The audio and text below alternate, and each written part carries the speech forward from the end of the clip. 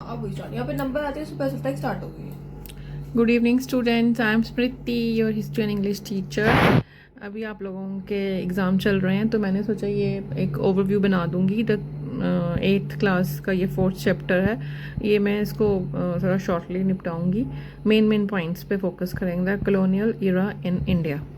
Okay, let's start. जल्दी पढ़ेंगे, कल एग्ज़ाम भी होगा आप लोगों का इसका। अब ये जो विलियम डिग्बी हैं, ये ब्रिटिश ऑथर और जर्नलिस्ट हैं। काफ़ी किताबें लिखी हैं इन्होंने। तो वही इन्होंने वो मतलब जो ब्रिटेन की जो एट्रोसिटीज़ हैं इकोनॉमिकल और जो पॉलिटिकल सोशली, उसके ऊपर एक किताब है कि बुरा हाल कर दिया था इन्होंने एज द मतलब पूरा प्लंडर करना outrageously today then at any proceeding period modern England has been made great by Indian wealth and wealth always taken by the might and skill of the stronger. जो strong होता है उसी के हाथों में वही wealth always taken by the might and skill of the stronger. समझ रहे हैं कि जिसकी लाठी उसकी भैंस वाला सिस्टम। अब the east offering its riches to Britannia by Greek painter Roma 1778। अच्छा ठीक है, व्हाट इज़ कॉलोनियलिज्म। मेन आपको बताती हूँ आपको व्हाट इज़ कॉलोनियलिज्म। अब इसमें आता है कि कॉलोनियलिज्म क्या होता है कि ऐसे तो है कि एक कंट्री दूसरे कंट्री को कंट्रोल करती है ना, इम्पोजिंग इट्स पॉलिटिकल और इकोनॉमिक एंड कल्चर सिस्टम, सब कुछ अपना सिस्टम उसके ऊपर ज़बरदस्ती थोप देती है with roots in ancient empires and religious expansions की वजह से। या तो अपना एम्पायर को बढ़ाने के चक्कर में, पैसों के चक्कर में, या फिर अपना कल्चर या फिर रिलीजियस कुछ इनके एक्सपेंशंस की वजह से, है ना। जो एज ऑफ कॉलोनियलिज्म है refers to Europeans global expansion from the 15th century में। अब जो यूरोपियन पावर्स हैं स्पेन, पुर्तगाल, Britain, France, Netherlands colonized vast regions across Asia, Africa, Australia, the Pacific Islands and the America को भी उन लोगों ने उस समय नहीं छोड़ा था। और मिलिट्री कॉन्क्वेस्ट करते थे, बड़े बड़े massacres and enslavement of the native people. Massacre हुआ कि बहुत बड़ी संख्या में लोगों को मारा जाना और एंस्लेवमेंट की लोगों को स्लेव बनाना। उसमें स्लेव इंडस्ट्री बहुत फैली हुई थी, स्लेव्स बनाना बहुत आम बात होती थी, सबसे इनह्यूमन एक्ट है। अब ये कहते हैं कि ये चैप्टर क्या है कि shift from economic exploitation to political control. आते तो ये है इकोनॉमिक की अपनी ट्रेडिंग कंपनी के रूप में कि हाँ एक बिजनेसमैन के तौर पे आते हैं और धीरे धीरे एक्सप्लॉयटेशन पे चले जाते हैं। एक्सप्लॉयटेशन से ये नेक्स्ट स्टेप पॉलिटिकल कंट्रोल पे चले जाते हैं और क्या कॉज करते हैं, deindustrialisation, massive poverty, disruption of traditional Indian society, हमारा कल्चर, हमारे आर्टिसंस, सबका सत्यानाश हो जाता है सिंपल भाषा में। और बहुत ही बुरा हाल हो जाता है। इंडियन जो इकोनॉमी है बिल्कुल ठप हो जाती है। आर्टिस्ट जो होते हैं, इंडियन आर्टिसंस हैं, उनका काम भी टोटली डिस्ट्रॉय हो जाता है। एक तो क्या है कि इंडस्ट्रियलाइजेशन भी आ जाती है उस समय, मशीन मतलब हाथों का काम मशीनें संभाल लेती हैं। ऊपर से हमारे ऊपर कंट्रोल कौन कर लेता है, ये फॉरेनर्स, यूरोपियन पावर्स। ठीक है, यूरोपियन पावर्स क्यों आती हैं वो सबको पता है कि यूरोपियन पावर्स मेनली तो इसलिए आती हैं कि उनका एक अट्रैक्शन रहता है इंडिया की तरफ। इंडिया काफ़ी राइज कर रहा होता है, उसको गोल्डन स्पैरो कहा जाता है। कि ये बताते हैं कि धीरे धीरे क्या हो कि इंडिया का had a strong trade relationship with ancient power such as the Greek के साथ, रोमन्स के साथ 2000 सालों से हमारा चल रहा होता है। वैल्यूएबल गुड्स एक्सचेंज की जाती थी। और इन्होंने बोला है कि एज पर the historical estimates by the economist Angus Maddison, India was a major economic power before the 16th century, contributing 25% of the global GDP with an advanced manufacturing and trade work। मतलब 16वीं century के पहले जो भारत था उसका कितनी contribution थी, 25% global GDP थी उसकी। ठीक है, many European travellers call India a rich and thriving land impressed by its industries and agriculture produce and trade network. European powers were attracted by India's wealth, spices, cotton, ivory, gems etc, making it a prime target for colonisation के हाथ हो जाता है। और सबसे बड़ी बात, हमारे जो रूलर्स थे वो वीक थे। इंडिया सब कॉन्टिनेंट जो है हमारा वो काफ़ी छोटी छोटी स्टेट्स में डिवाइडेड था, और हर एक स्टेट मतलब हम स्टेट तो नहीं कह सकते उसमें, वो एक छोटी छोटी कंट्रीज ही कह सकते हैं, छोटे छोटे भाग में विभाजित था, और किसी को किसी की पड़ी नहीं थी। उनको लगता था हमारे बगल वाली अगर एरिया में कॉलोनाइजेशन हो रहा है, यूरोपियंस आ रहे हैं, तो हमें क्या चट्टी पड़ी है भैया उसकी हेल्प करने की, वो अपना खुद संभाले। उनको ये नहीं पता था कि भैया वो तुम उसकी हेल्प करते, एक दूसरे की हेल्प करते तो ये इतना बुरा हाल नहीं होता इंडिया। ठीक है, अब आता है द एज ऑफ कॉलोनाइजेशन। मैंने आपको उसका मेन आपको बता दिया कि कहाँ से क्या हुआ था। अब नेक्स्ट आता है आपका अब जी वास्को डी गामा के ऊपर आते हैं। वास्को डी गामा जी आते हैं 1498 में, घूमते फिरते आ जाते हैं India. Gama arrived at Calicut, ठीक है, खोजी खोड़ा में। Vasco da Gama's arrival in 1498 marked the state of European colonization in the Indian subcontinent.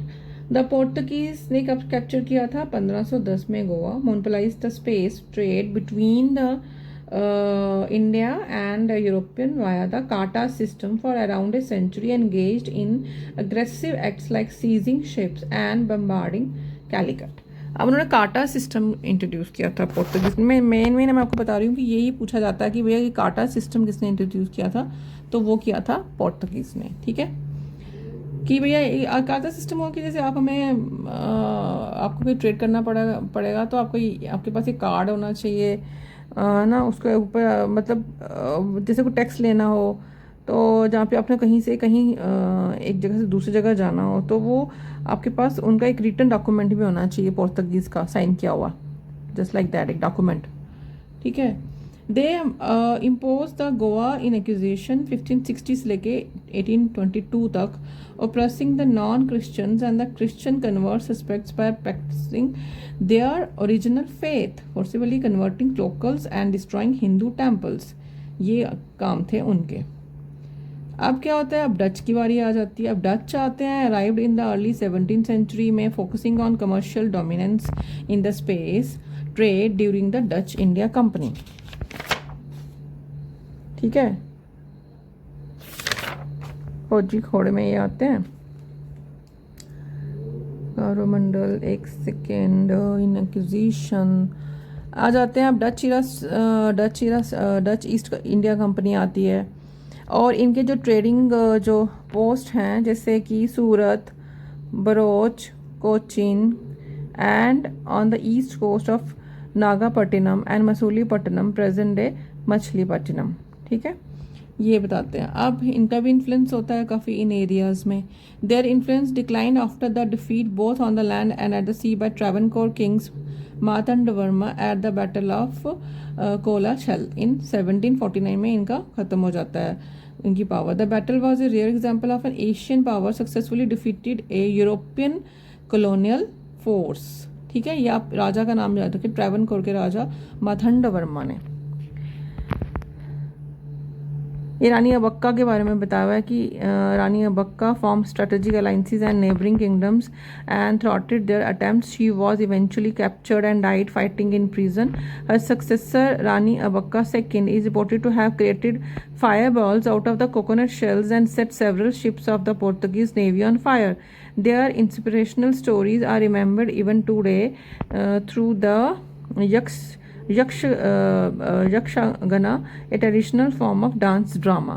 ठीक है, ये मतलब लोकल, और आप क्वींस कह सकते हैं, प्रिंस और प्रिंसेस, जो कुछ लोकल रानियाँ होती थी या लोकल लेडीज़ जो होती थी, जो वॉरियर्स होती थी, तो वो कैसे हराती थी बड़ी बड़ी पावर्स को, है ना। ये रानी अबक्का के बारे में बताया हुआ है इन्होंने, कर्नाटका की हैं, तो उनको काफ़ी पूजा जाता है वहाँ पे, और बोला कि उनकी जो स्टोरियाँ हो वो जैसे लोकल थिएटर्स में होते हैं, है ना, तो उनमें जो ट्रेडिशनल फॉर्म के जो डांस ड्रामाज होते हैं उनमें वो उनकी स्टोरीज बताई जाती हैं।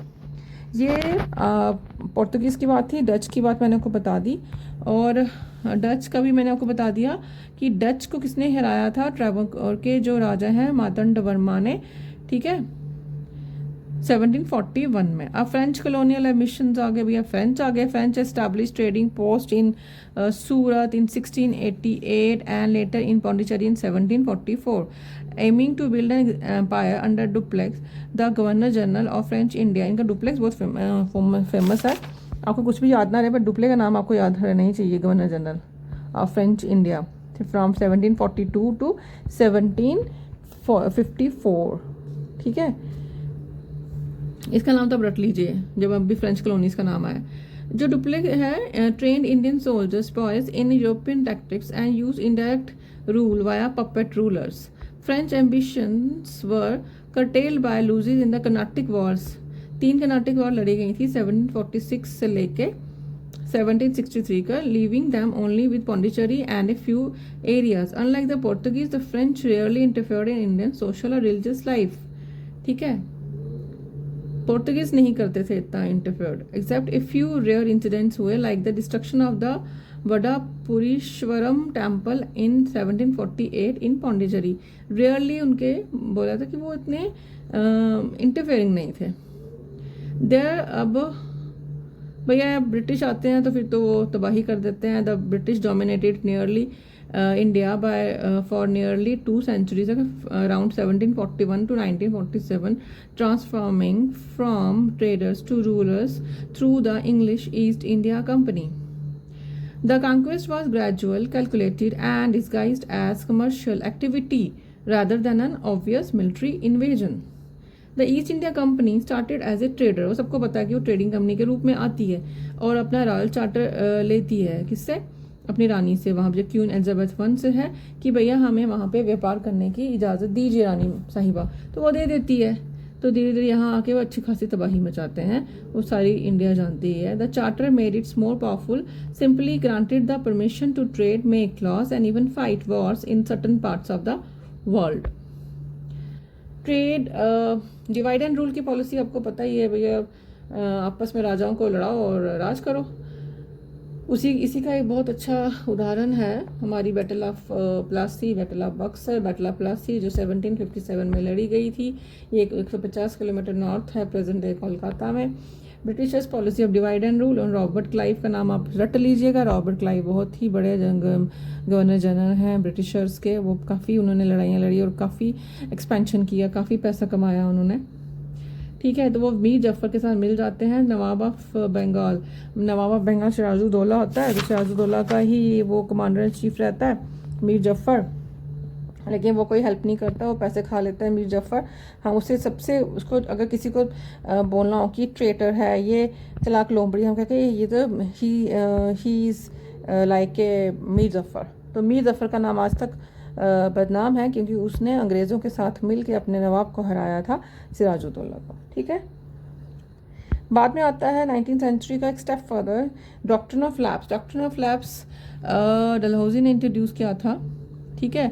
enabled the Britishers to expand the territory by either taking over princely states after the death of their king in case of no male heir, of controlling them without direct rule, allowing them to build an empire at low cost।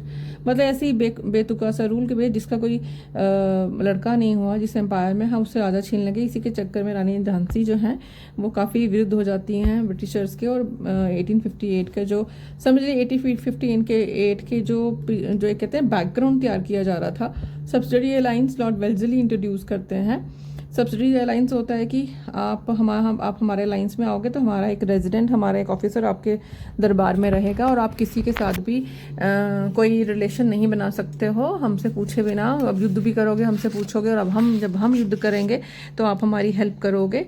तो उन्होंने बोला कि जो subsidiary alliance के चक्कर में काफ़ी जो अब क्या होता है कि सब्सिडरी अलायंस जो है ये वीक हो गए थे प्रिंसली स्टेट्स, जब वीक हो जाती हैं तो ये क्या करते थे, जैसे सपोज मैं हूँ, मैं सोचूँ, मैं कहूँगी कि मैं दूसरे राज्य पे राज करना है, तो मैं अंग्रेज़ों की हेल्प लेती थी। जब अंग्रेज़ मेरी हेल्प करेंगे तो फ्री ऑफ कॉस्ट तो नहीं करेंगे, तो वो पैसा भी मांगेंगे और कहेंगे हम तुम्हारी हेल्प करेंगे तो तुम्हें भी हमारी हेल्प करनी पड़ेगी।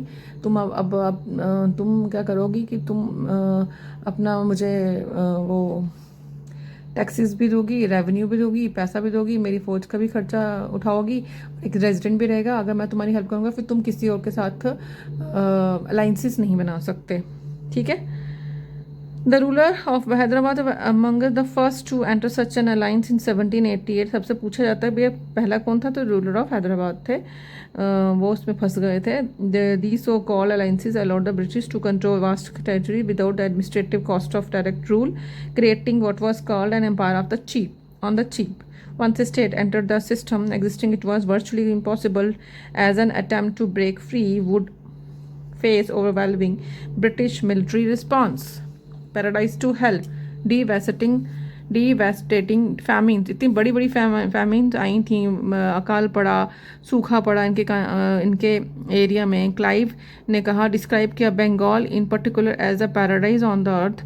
The company's agents extracted maximum revenue, नोच के रेवेन्यू लेते थे, मतलब कि छोड़ते ही नहीं थे बेचारे गरीब किसानों को। आप कभी उस ज़माने की आप स्टोरीज़ पढ़ेंगे, आप उस ज़माने के जो ऑथर्स की लिखी हुई स्टोरीज़ पढ़ेंगे तो आपको लगेगा यार कितना दुख भरा है इनकी में, लेकिन वो ओरिजिनल कहानियाँ हैं, वो बिल्कुल ट्रू स्टोरीज़ हैं। अंग्रेज़ों ने इतना लूट लिया था, इतने अंग्रेज़ अलग लूटते थे, ज़मींदार अलग लूटते थे, ऊपर से मौसम की मार, तो गरीब जो किसान थे वो मतलब एकदम से इतने दबे कुचले हो चुके थे, कोई उनकी सुनता नहीं था। अब खुद सोचिए कि तब की लाइफ, कॉमन मैन की लाइफ शायद हेल थी, तो मतलब एक उस समय बड़े बड़े अकाल आते थे और कोई हेल्प नहीं मिलती थी, खाने को कुछ नहीं, पीने को कुछ नहीं। तो बुरी तरह से इंडिया की पॉपुलेशन जो है कहते हैं बुरी तरह से 1/3 of population estimate 10 million people मर गए थे। कैटास्ट्रॉफिक फैमिन था 1770 से लेकर 1772 के बीच में। उसका कोई आप शायद बयान नहीं कर सकता शब्दों में कि कितना बुरा हाल हुआ होगा। ये हम सोचते हैं आजकल कि हमें थैंकफुल होना चाहिए, थैंकफुल टू गॉड, थैंक कि हमें अभी अन्न की कमी नहीं है, पीने की कमी नहीं है। इसलिए मैं पिछले वीडियो में भी बोला था कि जो प्लैनेट अर्थ का हमें हमेशा शुक्रिया अदा करना चाहिए और हमें हमेशा ध्यान रखना चाहिए, हर रिसोर्सेज को बहुत तरीके से यूज़ करना चाहिए, उसकी रीजनरेशन रेस्टोरेशन का टाइम देना चाहिए। अर्थ को भी ज़रूरत होती है हीलिंग की, ओके। अब क्या होता है जी, 1876 से 1878 के दौरान एक और ग्रेट फैमिन आता है। 8 million Indians perished and mostly in the Deccan plateau में, ठीक है। बहुत दुख होता है ये पढ़ के भी ना कि क्या बुरी हालत थी, और उनको सिर्फ अपने पैसों से लगा हुआ था कि मैं पैसे कमा लूँ। Lord Lytton, viceroy of India during the 1876-1878 famine issued an order that there is to be no interference of any kind on the part of the government with the object of reducing the price of food. At the same time, in 1870s, the height of the Great Famine, Lytton organized an extravagant darbar in Delhi which invoked a week-long feast of 68,000 officials, सत्रप्स बोला जाता था, जैसे governors नहीं होते हैं महाराजास को। My God, पढ़ के भी ऐसा अजीब लगता है ना, बहुत बुरा हाल था, बहुत बहुत। और ब्रिटिशर्स टैक्स नहीं देते थे। आप खुद सोचिए, जो इतने अमीर ऑफिसर्स हैं, जो इतने बड़े बड़े पोस्टों में बैठे हैं, उनको कोई टैक्स नहीं, कुछ नहीं। Oh my God. हालांकि मैंने फैमिन कमीशन के बारे में पढ़ा था कि फैमिन कमीशन बनाए थे of 1878 for example stated the doctrine that in time of famine the poor was entitled to demand relief would probably lead to the doctrine that they are entitled as such relief to all times. We should note that famines in India had occurred throughout history caused by droughts, floods, military campaigns and other factors, but never on such a scale. During the colonial era, India, especially rural India, sank into deep poverty and never recovered.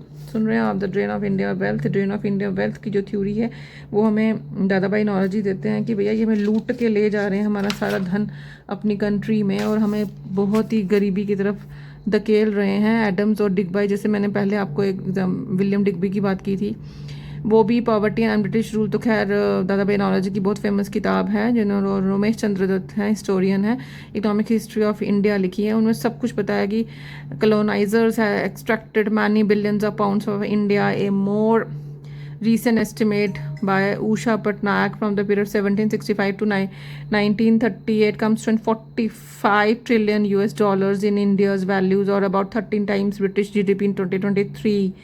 मतलब क्या क्या ले गए आप, पूरी पूरी गलियां मैंने सुना कि भर जाती थी पैसों से, वो इतने अमीर हो जाते थे।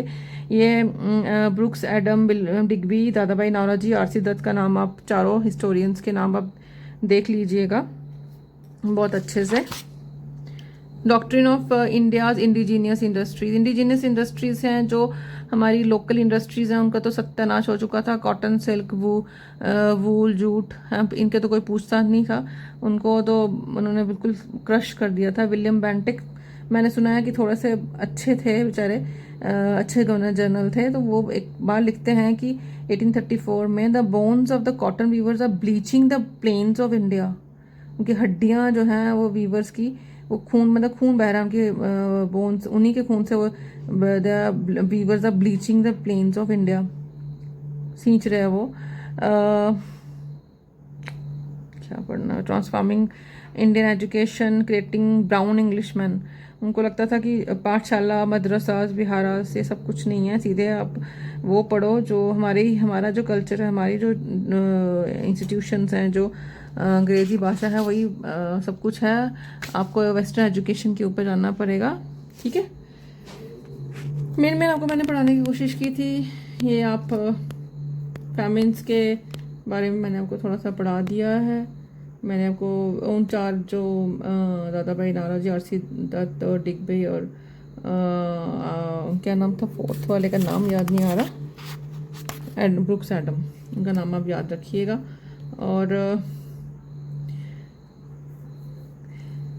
अब Indian cotton fabrics were known for the vibrant colours, ये मतलब उन्होंने ट्रेडिशन जो हमारी इंडस्ट्रीज हैं उनका बहुत ही ज़्यादा बुरा हाल किया था।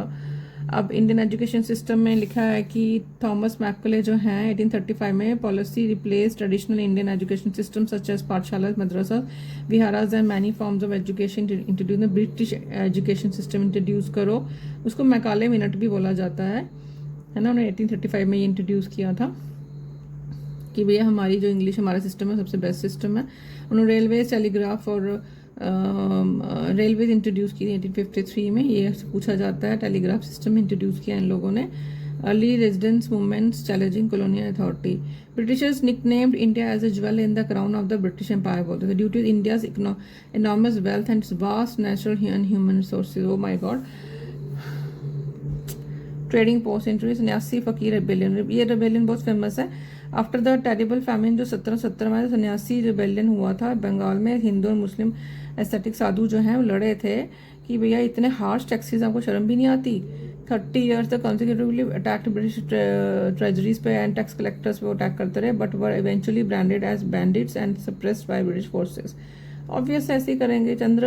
बंकिम चंद्र चट्टोपाध्याय नॉवल है आनंद मठ, तो उसमें है कि which contain the song Vande Mataram letter become a powerful symbol in India's freedom struggle and the national song. Tribal uprising आप पढ़ेंगे, संथाल रिबेलियन पढ़ेंगे, कोल अपराइजिंग पढ़ेंगे, and Mundas on Santhal rebellion 1855 में सिद्धू और कानू का, ठीक है। ये मेन है। Peasants uprising against economic system, Indigo system revolt 1859 के दौरान हुआ था, जो ना बंगाल पीजेंट्स ने किया था।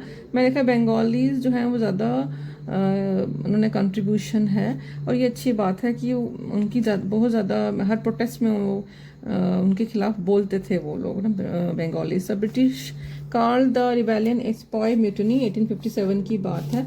Bye the scholar debated and refer to as the great rebellion of 1857। बहुत लंबा चैप्टर है ये आप लोगों का बच्चों। Sepoys killed many British officers and troops, लेकिन हुआ क्या था, ये जो Rani Lakshmibai Jhansi fought bravely against the British to save her kingdom, she was help by Tatya Tope, military adviser to Nana Sahib. हुआ क्या था कि मतलब कि इसमें पहले सुन लीजिए, क्या बेगम जो हजरत महल है वो अवध से, वो भी लड़ी थी इसमें। और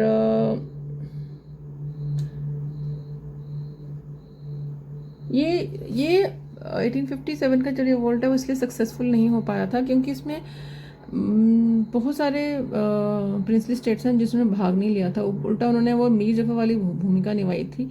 और जो बड़े बड़े ज़मींदार हैं वो भी इसमें इंक्लूडेड नहीं थे। जो समझ लीजिए ये कुछ लोगों तक सीमित ये वो था, रिबेलियन था, है ना। मतलब एक मैसिव लेवल पे नहीं था, सोचा समझा एक वो नहीं था, रिवोल्ट नहीं था। और इसमें बहुत सारे लोग बिल्कुल अपने अपने अपने वो ना अपने शांति से घर बैठे हैं, कुछ नहीं करने की ज़रूरत है, और सीधे अंग्रेज़ों की चोरी चोरी हेल्प करते थे। उस चक्कर में अंग्रेज़ जो है क्या पावरफुल भी थे, उनकी मिलिट्री बहुत स्ट्रॉन्ग थी और वो एकजुट होकर कंट्रोल करते थे। हमारे इंडियंस बहुत स्कैटर्ड थे, प्रिंसली स्टेट्स में डिवाइडेड थे, तो इसलिए ये रिवोल्ट जो है वो सक्सेसफुल नहीं हो पाया। लेकिन अगर उस समय सारी जनता एक साथ हो जाती, सारी प्रिंसली स्टेट्स मिल के अटैक करती, तो फिर ब्रिटिशर्स शायद उसी समय आके वापस चले जाते वो लोग। ठीक है।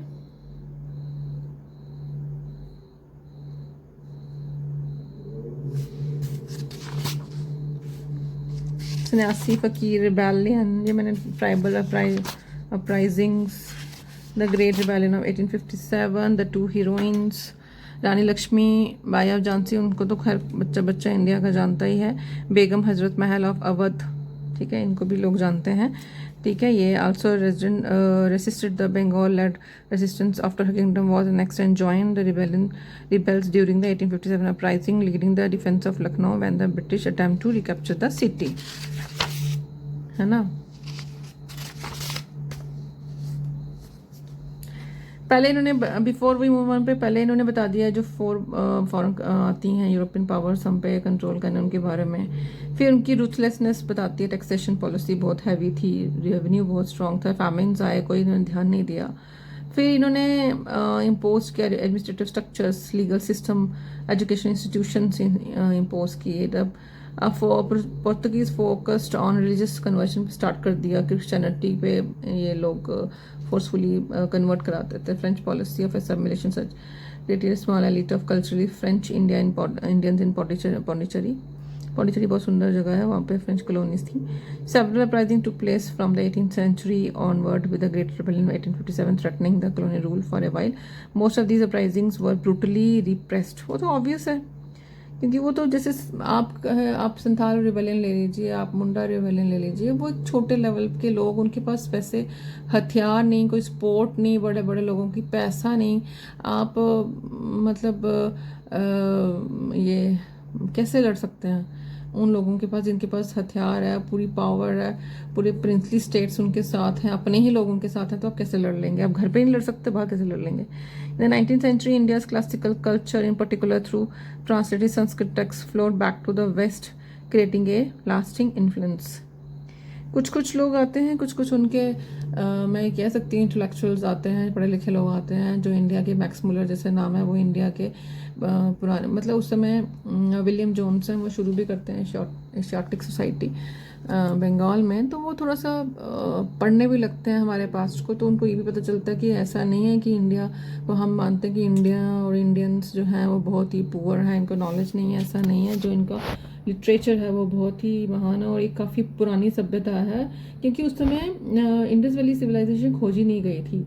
धीरे धीरे धीरे जो है वो आर्कियोलॉजिकल सर्वे ऑफ इंडिया बनता है, और जो उसके पहले डायरेक्टर होते हैं, मुझे इसका नाम अभी याद क्यों नहीं आ रहा है, कनिंगम, तो वो धीरे धीरे मतलब एक्सप्लोर करते हैं, तो धीरे धीरे दुनिया को पता चलता है, वेस्ट में नहीं हो जाती कि नहीं भैया इंडिया की सिविलाइजेशन बहुत ही क्लासिकल, बहुत ही एनरिच्ड और लिटरेचर बहुत ही शानदार है। वो धीरे धीरे दुनिया को पता चलता है, ये सिर्फ यहाँ पे ट्रेड करने के, लूटने की उसमें आए होते हैं। तो हमारा इंडिया के एक बहुत ही पॉजिटिव एस्पेक्ट भी दुनिया के सामने धीरे धीरे आता है। और अभी इंडिया काफ़ी ग्रोइंग स्टेज पे है, हमें बहुत ख्याल रखना चाहिए अपनी कंट्री का। I love my country. Thank you so much students. ये थोड़ा थोड़ा सुन लीजिएगा, मेन फोकस रखिएगा, क्या क्या इसमें है मेन में आप ध्यान दीजिएगा, है ना। मेन बातें भूलना मत आप, कॉलोनाइजेशन की एग्जाम्पल्स और उसकी डेफिनेशन तो डेफिनेट लर्न करना। और मीर ज़फ़र का नाम आप भूल नहीं सकते। ग्रेट ग्रेट फैमिन्स हैं, आगे वोल्स हैं, 4 जो आपके इकोनॉमिस्ट हैं, मैकॉलेस मिनट है, मुझे जिसने education system British education system introduce किया था। रेलवेज़ का है, टेलीग्राफ का है, डॉक्ट्रिन ऑफ लैब्स है, सब्सिडरी अलायंस है, 1857 का रिवोल्ट है ना। तो ये सब चीज़ें और ग्रेट फैमिन्स को तो है भूल नहीं सकते। 1857 का रिवोल्ट कैसे दबाया गया, 2 हीरोइंस जो हम कहते हैं हमारी ग्रेट ग्रेट ग्रेट हीरोइंस हैं, बहुत ही ग्रेट ग्रेट वैरियस। रानी लक्ष्मीबाई का नाम तो खैर सबको नो डाउट, उनका नाम तो खैर कुछ बोलने की, वो तो वीरांगना है बहुत बड़ी, उनका नाम हम कैसे भूल ही नहीं सकते, कोई भी नहीं भूल सकता, बच्चा बच्चा। और बेगम हजरत महल ऑफ अवध हैं, ठीक है भाई। अपने अपने लेवल पे जिन्होंने लड़ा उन सभी को हमारा सल्यूट है। उस ज़माने में लड़ना बहुत टफ होता था एक औरत का, बहुत ज़्यादा टफ, अभी बहुत टफ है। अब अभी भी कोई इतना आप कैसे लड़ सकते हैं दुनिया में, आइडियोलॉजी बहुत डिफरेंट है। और वो ब्रिटिशर्स के खिलाफ लड़ना, तो उनको हमारा सल्यूट है। ओके जी, थैंक यू सो मच, जय हिंद, नमस्कार बच्चों, गुड नाइट।